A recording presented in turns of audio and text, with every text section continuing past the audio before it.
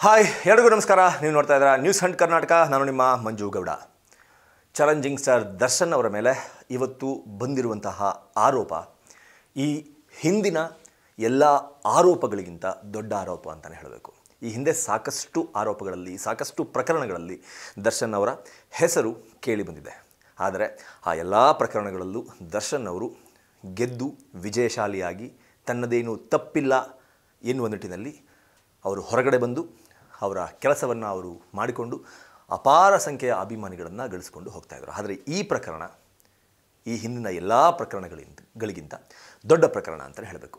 ಏನಪ್ಪ ಈ ಪ್ರಕರಣ ಅಂತಂದರೆ, ಚಿತ್ರದುರ್ಗ ಮೂಲದ ರೇಣುಕಾ ಸ್ವಾಮಿ ಎಂಬ ಯುವಕನ 33 ವರ್ಷ ವಯಸ್ಸಿನ ಯುವಕನ ಹತ್ಯೆ.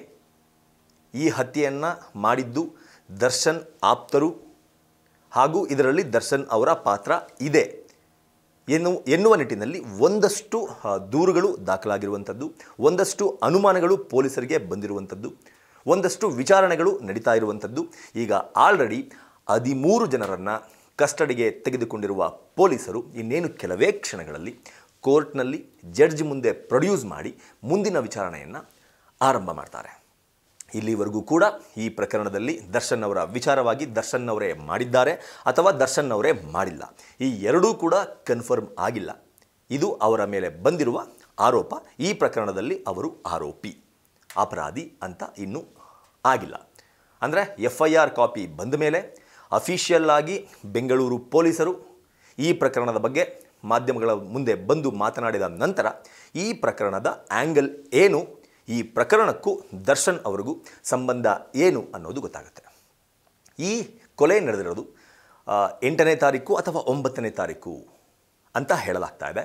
ಈ ಕೊಲೆ ನಡೆದು ಅಂದರೆ 8, 9, 10, 11 3 ದಿನ ಆಗಿದೆ. 3 ದಿನಗಳ ಕಾಲ ಒಂದಷ್ಟು ಇನ್ವೆಸ್ಟಿಗೇಷನನ್ನು ನಡೆಸಿ ಸರಿಯಾದ ಕೆಲವೊಂದು ಸಾಕ್ಷ್ಯಾಧಾರಗಳನ್ನು ಪೊಲೀಸರು ಕಲೆ ಹಾಕಿದ ನಂತರವಷ್ಟೇ ದರ್ಶನ್ ಅವರನ್ನು ಮೈಸೂರಿನ ಅವರ ಫಾರ್ಮ್ ಹೌಸ್ನಿಂದ ಅರೆಸ್ಟ್ ಮಾಡಿಕೊಂಡು ಬೆಂಗಳೂರಿಗೆ ಕರೆದುಕೊಂಡು ಬರಲಾಗಿದೆ ಅನ್ನೋದು ಮಾಹಿತಿ.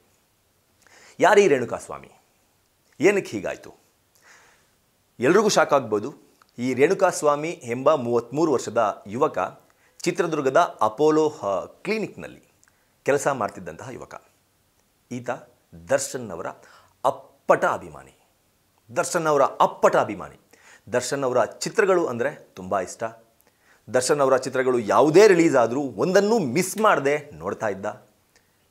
ದರ್ಶನ್ ಅವರು ಅಂದರೆ ಪಂಚಪ್ರಾಣ.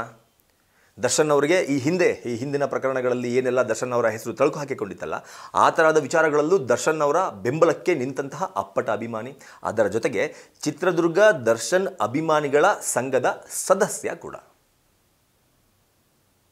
ಇದನ್ನೆಲ್ಲ ಕೇಳಿದಾಗ ದರ್ಶನ್ ಅಪ್ಪಟ ಅಭಿಮಾನಿ ಕೊಲೆ ಪ್ರಕರಣದಲ್ಲಿ ದರ್ಶನ್ ಅವರ ಹೆಸರು ತಳುಕು ಹಾಕಿಕೊಂಡಿರೋದು, ದರ್ಶನ್ ಅವರ ಹೆಸರೇ ಸೇರಿಕೊಂಡಿರೋದು ನಿಜವಾಗ್ಲೂ ಬೇಜಾರಾಗುವಂತಹ ಸಂಗತಿ. ಬೇರೆ ಯಾರದ್ದೋ ನಟನ ಅಭಿಮಾನಿಗಳು ಇನ್ಯಾರದ್ದೋ ನಟನ ಅಭಿಮಾನಿಗಳ ಇದರಲ್ಲಿ ಇನ್ಯಾರದ್ದೋ ಸ್ಟಾರ್ ಹೆಸರು ಸೇರ್ಕೊಳ್ಳೋದು, ಆಪಾದನೆಗಳು ಮಾಡೋದು ಅವೆಲ್ಲ ಕಾಮನ್, ತುಂಬ ನೋಡಿಬಿಟ್ಟಿದ್ದೀವಿ. ಆದರೆ ದರ್ಶನ್ ಅವರ ಅಭಿಮಾನಿ ಕೊಲೆಯ ಪ್ರಕರಣದಲ್ಲಿ ದರ್ಶನ್ ಅವರ ಹೆಸರೇ ತಳುಕು ಹಾಕಿಕೊಂಡಿರೋದು ನಿಜವಾಗ್ಲೂ ವಿಪರ್ಯಾಸವೇ ಸರಿ ಅಂತ ಹೇಳಬೇಕು. ಏನಾಯಿತು ಈ ಪ್ರಕರಣ?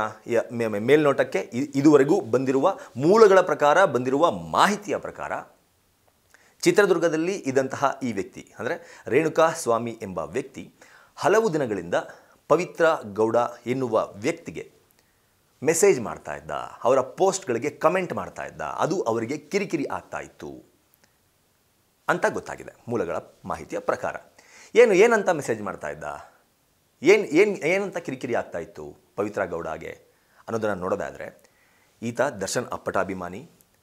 ಕೆಲವು ದಿನಗಳ ಹಿಂದೆ ಪವಿತ್ರ ಗೌಡ ದರ್ಶನ್ ಅವರ ಒಟ್ಟಿಗಿರುವ ಒಂದಷ್ಟು ಫೋಟೋಗಳು, ಒಂದಷ್ಟು ರೀಲ್ಗಳನ್ನು ಯಾವಾಗ ಅವರ ಪ್ರೊಫೈಲ್ನಲ್ಲಿ ಅಪ್ಲೋಡ್ ಮಾಡ್ತಾರೆ, ಅಪ್ಲೋಡ್ ಆದ ನಂತರ ನಿಮ್ಮಿಂದ ನನ್ನ ಬಾಸ್ನ ಇಮೇಜ್ ಡ್ಯಾಮೇಜ್ ಆಗ್ತಾ ಇದೆ, ನಿಮ್ಮಿಂದ ನಮ್ಮ ಬಾಸ್ ಹೊರಗಡೆ ಒಂದಷ್ಟು ಮುಜುಗರಕ್ಕೆ ಒಳಗಾಗ್ತಾ ಇದ್ದಾರೆ, ದಯವಿಟ್ಟು ಇದನ್ನು ನಿಲ್ಲಿಸಿ, ಇದನ್ನು ಮಾಡಬೇಡಿ ಎನ್ನುವ ನಿಟ್ಟಿನಲ್ಲಿ ಒಂದಷ್ಟು ಮೆಸೇಜ್ಗಳನ್ನು ಕಮೆಂಟ್ಗಳನ್ನು ಮಾಡ್ತಾ ಇದ್ದ. ಅದು ಅಶ್ಲೀಲವಾಗಿ ಇರ್ತಾ ಇತ್ತು ಈ ಕಮೆಂಟ್ಗಳು. ಅದಕ್ಕಾಗಿ ಬೇಸರಗೊಂಡಂತಹ ಪವಿತ್ರ ಗೌಡ ದರ್ಶನ್ ಅವರಿಗೆ ಹೇಳಿದ್ದಾರೆ. ಇದನ್ನು ದರ್ಶನ್ ಅವರಿಗೆ ಹೇಳಿದಾಗ ದರ್ಶನ್ ಅವರು ಓಕೆ, ನಾ ಅವರಿಗೆ ಕರೆದು ಬುದ್ಧಿ ಹೇಳ್ತೀನಿ ಎನ್ನುವ ನಿಟ್ಟಿನಲ್ಲಿ ಒಂದಷ್ಟು ಮಾತುಕತೆಗಳು ಆಗಿದೆ. ಅಂದರೆ ಇಲ್ಲಿ ಈ ವಿಚಾರದಲ್ಲಿ ನಾನು ಪವಿತ್ರ ಗೌಡ ದರ್ಶನ್ ಅವರಿಗೆ ಏನು ಆಗಬೇಕು ಅನ್ನೋದ್ರ ಬಗ್ಗೆ ನಾನು ಮಾತಾಡೋಕ್ಕೆ ಹೋಗಲ್ಲ. ಯಾಕಂದರೆ ಅಫಿಷಿಯಲಿ ಚಾಲೆಂಜಿಂಗ್ ಸ್ಟಾರ್ ದರ್ಶನ್ ಅವರು ಪವಿತ್ರ ಗೌಡ ನಮಗೆ ಏನು ಆಗಬೇಕು ಅನ್ನೋದನ್ನು ಇವತ್ತರೆಗೂ ಕೂಡ ಎಲ್ಲೂ ಯಾವ ಮಾಧ್ಯಮಗಳ ಮುಂದೆ ಕೂಡ ಮಾತಾಡಿಲ್ಲ. ಆದರೆ ಪವಿತ್ರ ಗೌಡ ಅವರು ಹೇಳುವ ಪ್ರಕಾರ ಕಳೆದ 10 ವರ್ಷಗಳಿಂದ ಅವರಿಬ್ಬರು ಗೆಳೆಯರು, ಸ್ನೇಹಿತರು ಅಂತ ಹೇಳಿದ್ದಾರೆ. ನಾನು ಅದನ್ನೇ ಹೇಳ್ತೀನಿ. ಅಂದರೆ ದರ್ಶನ್ ಅವರ ಗೆಳತಿ ಪವಿತ್ರ ಗೌಡ ಮಾಡಿದ ಈ ಆರೋಪದಿಂದ ಚಿತ್ರದುರ್ಗದ ದರ್ಶನ್ ಅಭಿಮಾನಿ ಸಂಘದ ಅಧ್ಯಕ್ಷರನ್ನು ಕಾಂಟ್ಯಾಕ್ಟ್ ಮಾಡಿ ಆತನನ್ನು ಚಿತ್ರದುರ್ಗದಿಂದ ಬೆಂಗಳೂರಿನ ರಾಜರಾಜೇಶ್ವರಿ ನಗರಕ್ಕೆ ಕರೆಸಿಕೊಳ್ಳಲಾಗಿದೆ. ಕರೆಸಿಕೊಂಡು ಪಟ್ಟಣಗೆರೆ ಅಲ್ಲೊಂದು ಗೋಡೌನ್ ಇದೆ. ಅಂದರೆ ಕಾರ್ಗಳನ್ನು, ಬೈಕ್ಗಳನ್ನು, ಲಾರಿಗಳನ್ನು, ವೆಹಿಕಲ್ಗಳನ್ನು ಸೀಸ್ ಮಾಡಿ ಯಾರು ಲೋನ್ ಕಟ್ಟಿರಲ್ಲ, ಯಾರು ಕಂತುಗಳನ್ನು ಕಟ್ಟಿರಲ್ಲ ಅಂತಹ ವೆಹಿಕಲ್ಗಳನ್ನು ಸೀಸ್ ಮಾಡಿ ತಂದು ನಿಲ್ಲಿಸುವಂತಹ ಒಂದು ಜಾಗ. ಆ ಜಾಗಕ್ಕೆ ಕರೆದುಕೊಂಡು ಬಂದು ವಿಚಿತ್ರವಾಗಿ ಚಿತ್ರಹಿಂಸೆ ಕೊಟ್ಟು ಆತನನ್ನು ಥಳಿಸಿ ಆತನ ಸಾವಿಗೆ ಕಾರಣರಾಗಿ ಆ ಶವವನ್ನು ಅಲ್ಲೇ ಹತ್ತಿರದಲ್ಲಿರುವ ಒಂದು ರಾಜಕಾಲುವೆಯ ಚರಂಡಿಯ ಪಕ್ಕದಲ್ಲಿ ಎಸೆದು ಹೋಗಿದ್ದಾರೆ ಎನ್ನುವುದು ಪ್ರೈಮರಿ ಇನ್ಫಾರ್ಮೇಷನ್, ಇದುವರೆಗೂ ಮಾಧ್ಯಮಗಳಿಗೆ ಸಿಕ್ಕಿರುವಂತಹ ಮಾಹಿತಿ. ಈ ಪ್ರಕರಣ ನಡೆದಾಗ ದರ್ಶನ್ ಅವರು ಅಲ್ಲಿದ್ರ, ಪವಿತ್ರ ಗೌಡ ಅವರು ಅಲ್ಲಿದ್ರ, ಇದಕ್ಕೂ ಅವರಿಗೂ ಏನು ಸಂಬಂಧ, ಹೇಗೆ ಲಿಂಕ್ ಆಗ್ತಾ ಇದೆ, ಇದು ದರ್ಶನ್ ಅವರಿಗೆ ಮುಂದಿನ ದಿನಗಳಲ್ಲಿ ಯಾವ ರೀತಿ ಕುಣಿಕೆಯಾಗಿ ಬಿಗಿಯಾಗಬಹುದು, ಇದೆಲ್ಲವೂ ಕೂಡ ಪೊಲೀಸರ ತನಿಖೆಯಿಂದಷ್ಟೇ ಗೊತ್ತಾಗುತ್ತೆ. ಅಲ್ಲಿಯವರೆಗೂ ದರ್ಶನ್ ಅವರು ಈ ಪ್ರಕರಣದಲ್ಲಿ ಒಬ್ಬ ಆರೋಪಿ ಸ್ಥಾನದಲ್ಲಿ ಇರ್ತಾರೆ ಹೊರತು ಅವರೇ ಇದನ್ನು ಮಾಡಿದ್ದು, ಅವರೇ ಇದನ್ನು ಮಾಡಿಸಿದ್ದು ಅಂತ ಹೇಳೋದಕ್ಕೆ ಸಾಧ್ಯವೇ ಇಲ್ಲ. ಅದರ ಜೊತೆಗೆ ಒಂದು ಕಮೆಂಟ್ ಮಾಡಿದ ವಿಚಾರಕ್ಕೆ, ಒಂದು ಮೆಸೇಜ್ ಮಾಡಿದ ವಿಚಾರಕ್ಕೆ ಒಬ್ಬ ವ್ಯಕ್ತಿಯ ಜೀವನೇ ಹೋಗುತ್ತೆ ಅನ್ನೋದಾದರೆ ನಾವು ಎಂಥ ಸೊಸೈಟಿನಲ್ಲಿ ಬದುಕ್ತಾ ಇದ್ದೀವಿ, ಎಂಥ ಸೊಸೈಟಿನಲ್ಲಿ ಇದ್ದೀವಿ ಅನ್ನೋದಕ್ಕೆ ನಿಜವಾಗ್ಲೂ ಭಯ ಆಗುತ್ತೆ. ನಮಗೂ ಕೂಡ ಭಯ ಆಗುತ್ತೆ. ಏನಾಗ್ತಾ ಇದೆ? ಒಂದು ಕಮೆಂಟ್ಗೋಸ್ಕರ ನನ್ನ ಕೆಲವೊಂದು ಫ್ರೆಂಡ್ಸ್ಗಳು ಚಿತ್ರದುರ್ಗದಲ್ಲಿ ಇದ್ದರು. ಅವರನ್ನು ವಿಚಾರಿಸಿದಾಗ ಗೊತ್ತಾಯಿತು, ತುಂಬ ಬಡ ಕುಟುಂಬದ ಹುಡುಗ, ಆ ಮನೆಗೆ ಒಬ್ಬನೇ ಮಗ, ಇವನನ್ನು ಬಿಟ್ಟರೆ ಆ ಮನೆಗೆ ಯಾರೂ ಗತಿ ಇರಲಿಲ್ಲ ಮುಂದಿನ ದಿನಗಳಲ್ಲಿ ನೋಡ್ಕೊಳ್ಳೋದಕ್ಕೆ. ಕಳೆದ ವರ್ಷವಷ್ಟೇ ಮದುವೆ ಆಗಿತ್ತು. ಮನೆಯವರೆಲ್ಲ, ಮನೆ ಮಂದಿಯೆಲ್ಲ, ಸಂಬಂಧಿಕರೆಲ್ಲ ಖುಷಿಯಿಂದ ಸೇರಿಕೊಂಡು ಆತನನ್ನು ಮದುವೆ ಮಾಡಿದರು. ಆತನ ಹೆಂಡತಿ ಈಗ 5 ತಿಂಗಳ ಗರ್ಭಿಣಿ. ಆತನ ಪತ್ನಿ ಈಗ 5 ತಿಂಗಳ ಗರ್ಭಿಣಿ. ಇದನ್ನು ಕೇಳಿದಾಗ ನಿಜವಾಗ್ಲೂ ಬೇಜಾರಾಗೋದು.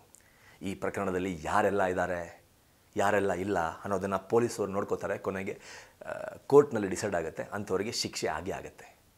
ಈಗ ಆಲ್ರೆಡಿ 302 ಈ ಕೇಸ್ನಲ್ಲಿ ಎಲ್ಲ ಆರೋಪಿಗಳ ಮೇಲೆ ದಾಖಲು ಮಾಡಬಹುದು ಪೊಲೀಸರು ಎನ್ನುವ ಸುದ್ದಿಗಳು ಕೂಡ ಓಡಾಡ್ತಾ ಇದೆ. ಹಾಗೇನಾದರೂ ಮಾಡಿದ್ದೇ ಆದರೆ 13 ಜನ ಏನು ಅರೆಸ್ಟ್ ಆಗಿದ್ದಾರೆ ಅವರೆಲ್ಲರೂ ಜೈಲು ಪಾಲಾಗೋದಂತೂ ಖಂಡಿತ. ಆದರೆ ನಿಜವಾಗ್ಲೂ ಬೇಜಾರಾಗೋದು, ಕಳೆದ 1 ವರ್ಷದ ಹಿಂದೆ ಮದುವೆಯಾದಂತಹ, ಮನೆಗೆ ಏಕೈಕ ಆಧಾರ ಸ್ತಂಭವಾಗಿದ್ದಂತಹ ಹುಡುಗ ಇವತ್ತಿಲ್ಲ. ಆತನನ್ನು ನಂಬಿ ಆತನ ಜೊತೆಗೆ ಮದುವೆಯಾಗಿ ಆ ಮನೆಯನ್ನು ಸೇರಿದ್ದಂತಹ ಮಹಿಳೆ ಹೊಟ್ಟೆಯಲ್ಲಿ ಒಂದು ಕೂಸನ್ನು ಇಟ್ಕೊಂಡು ಇವತ್ತು ಈ ಸ್ಥಿತಿಯನ್ನು ನೋಡಿ ಕಣ್ಣಲ್ಲಿ ನೀರು ಸುರಿಸ್ತಾ ಕೂತಿದ್ದಾಳೆ. ಪೊಲೀಸರಲ್ಲಿ ಒಬ್ಬ ಮಾನವನಾಗಿ ಮಾನವೀಯತೆಯಿಂದ ಮನವಿ ಮಾಡಿಕೊಳ್ಳೋದು ಇಷ್ಟೇ, ಈ ಪ್ರಕರಣದಲ್ಲಿ ಯಾರೇ ಇದ್ದರೂ, ಯಾರೇ ತಪ್ಪು ಮಾಡಿದರೂ ಅವರನ್ನು ದಯಮಾಡಿ ಬಿಡಬೇಡಿ.